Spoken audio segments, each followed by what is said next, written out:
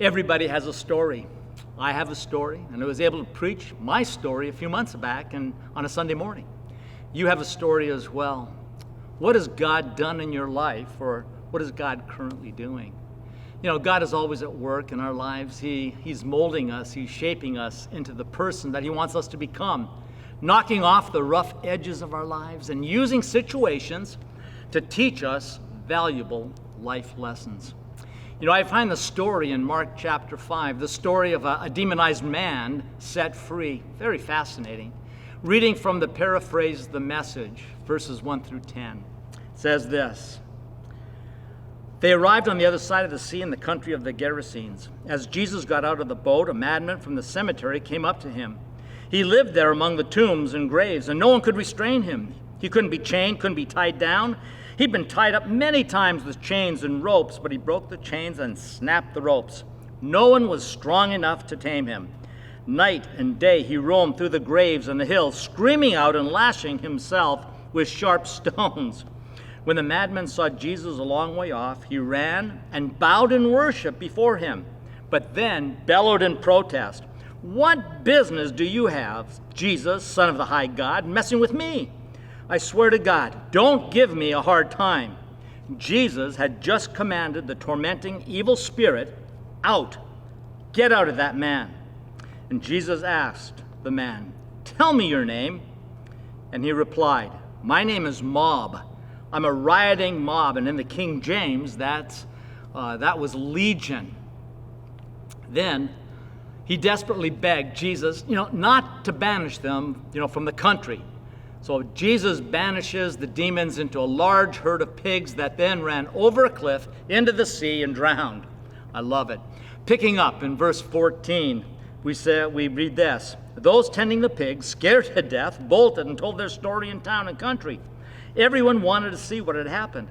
They came up to Jesus and saw the madman sitting there wearing decent clothes and making sense, no longer a walking madhouse of a man. Oh, what an incredible miracle. Now, picking up the story in verse 18. And as Jesus began to get into the boat to depart, the man who had been set free from demons asked him, "Could I go with you?" Oh, what a great question. Jesus answered him and said, "No. Go back to your home and to your family and tell them what the Lord has done for you. Tell them how He had mercy on you." Oh, wow. That's His story. That Jesus drove out the demons in His life and had mercy. He had compassion and kindness on him. What an incredible story. My story and probably your story isn't quite that dramatic. And yet our stories are just as powerful because of what Jesus Christ has done in our lives and the mercy that He has extended to us. Let's take a look. Let's continue on the narrative. Look at what verse 20 says.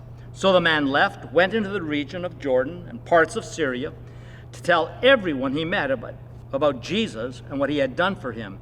And all the people marveled. This man chose to do exactly what Jesus had asked him to do, to be a testimony, to tell the story to family, friends, and others.